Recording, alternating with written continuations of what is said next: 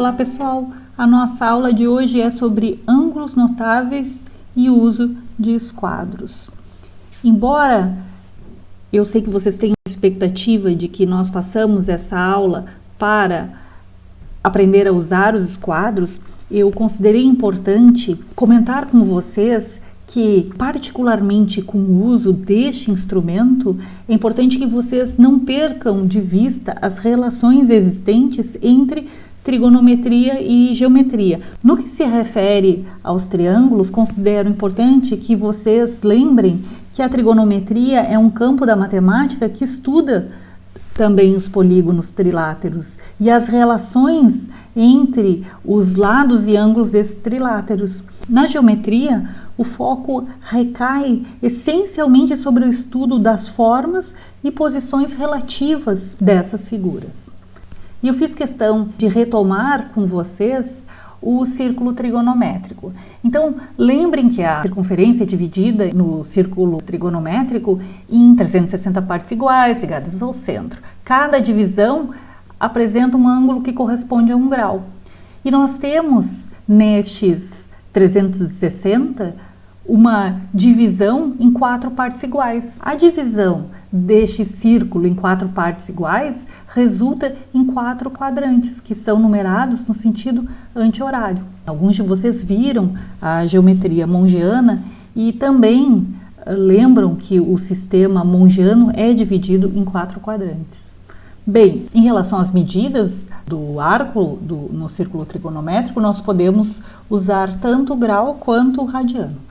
No círculo trigonométrico, cada ponto, cada um dos 360 pontos que podem ser marcados, corresponde a um ângulo que está associado a valores específicos de seno e cosseno, sendo que o seno é encontrado no eixo vertical e o cosseno no eixo horizontal. E o que a trigonometria faz é a exploração, então, não é, dessas relações existentes entre esse ponto, esse ângulo e os lados deste triângulo.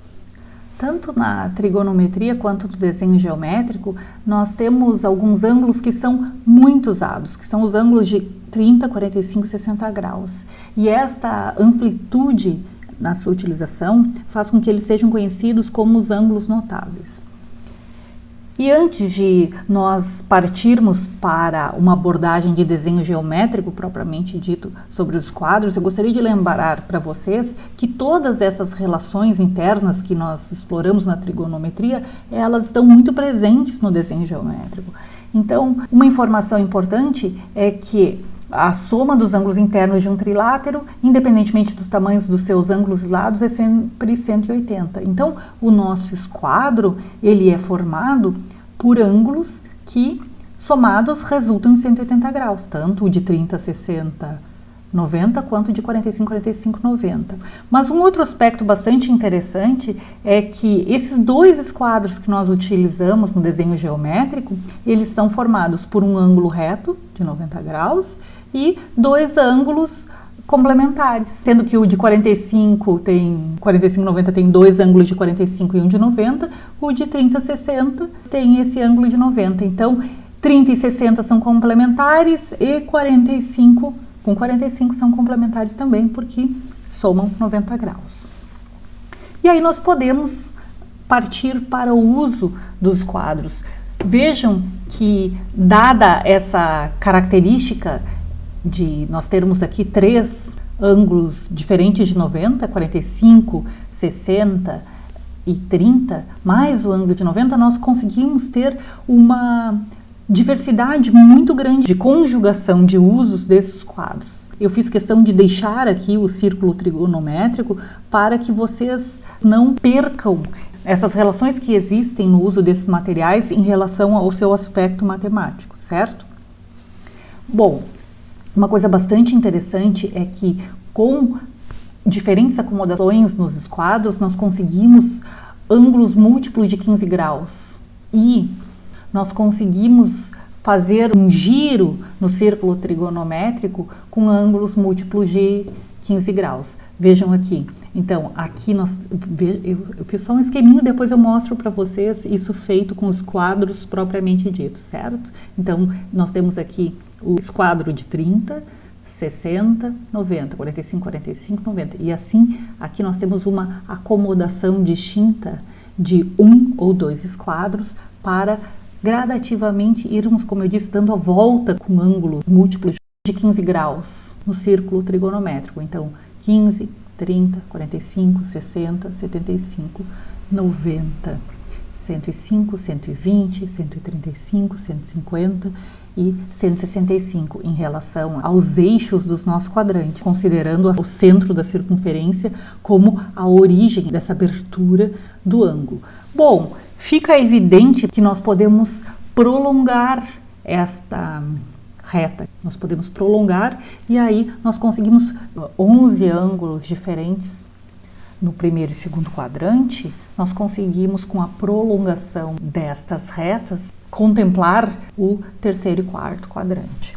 E aqui então nós temos essa lâmina que mostra esta diversidade de ângulos múltiplos de 15 graus possíveis de serem feitos somente com um posicionamento diferenciado dos nossos esquadros. Bem, e aí eu tenho uma proposta para vocês, um exercício, digamos assim, e que está relacionado ao que lhes interessa, que são essas dicas para adquirir prática com o uso desses instrumentos. Então, no primeiro lugar, a minha proposta é: organizem a sua mesa de trabalho e garantam que vocês têm espaço adequado para a realização dos exercícios. A seguir, construam um círculo trigonométrico e proponho que façam com aproximadamente 15 centímetros de diâmetro no centro da folha e podem marcar os eixos que dividem os 4 quadrantes. Depois, vocês experimentem as possibilidades de construção de ângulos tendo o centro do círculo trigonométrico como referência, somente com esquadro de 45, 90, como eu fiz aqui, aleatório, né? Num primeiro momento, só para que vocês experimentem estas construções. Depois experimentem as possibilidades de construção de ângulos, tendo o círculo trigonométrico novamente como referência, somente com esquadro de 30, 60, 90. E a partir disso, vocês podem fazer construções com ângulos múltiplos de 15 graus, conforme mostrado aqui nessas lâminas. Então, experimentem acomodar os esquadros desta forma, e aí vocês, com isso, eu tenho certeza que ganharão maior intimidade com a utilização desses instrumentos. Depois, façam paralelas, tanto em relação aos ângulos de 45, quanto aos ângulos múltiplos de 15, com ângulos variados, certo? Uma informação importante é que, quando vocês querem fazer linhas paralelas entre si, com a utilização dos quadros, eles devem ser usados em conjunto. E um destes esquadros, ele fica fixo, mas isso eu mostro mais adiante. Primeiro, eu quero mostrar esses ângulos múltiplos de 15 graus, com os esquadros de verdade, não só com aquele esquema. Então, a minha proposta é essa, que vocês façam o círculo trigonométrico, marquem os eixos que definem os quadrantes, não é? E façam, então, esses ângulos múltiplos de 15 graus. Nós temos aqui um jogo de esquadros, conforme eu falei para vocês, e sabemos que estamos diante de um jogo de esquadros, porque a hipotenusa do esquadro de 45 é igual ao cateto maior do 30, 60, 90. E aqui, então, eu mostro para vocês, quadro a quadro, a colocação dos esquadros, tal qual fiz com os esquemas antes, mas agora com a utilização do instrumental.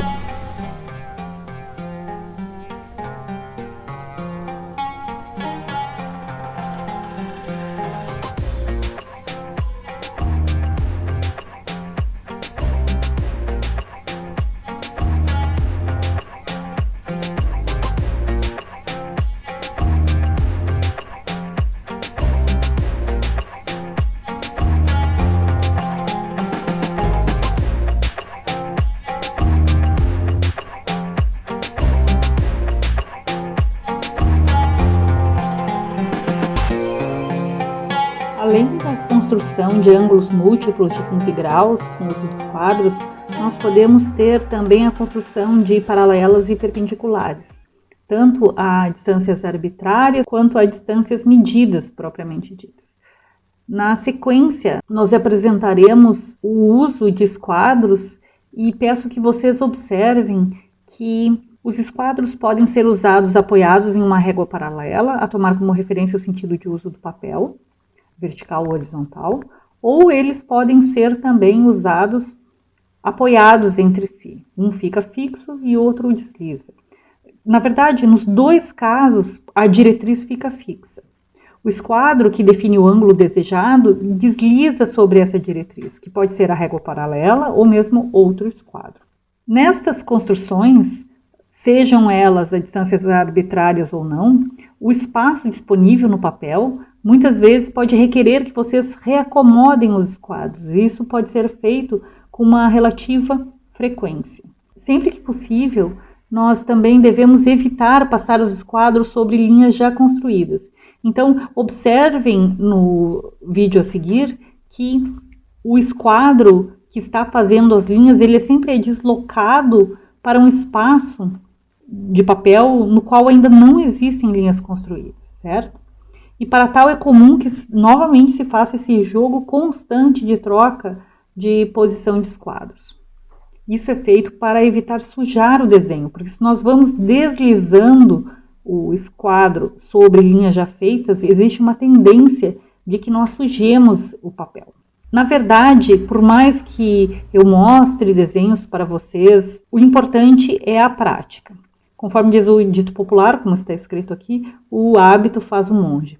Então, experimentem fazer vários traçados aleatórios com medidas conhecidas, construindo ângulos de 30, 45, 60 graus, linhas paralelas, linhas perpendiculares a estes ângulos. E essa prática, em seguida, será de grande valia para os desenhos que vêm a seguir e para os projetos que vocês farão, porque vocês não ficarão mais com dúvidas em relação a usar este material e poderão se concentrar no conteúdo relacionado à percepção espacial propriamente dita.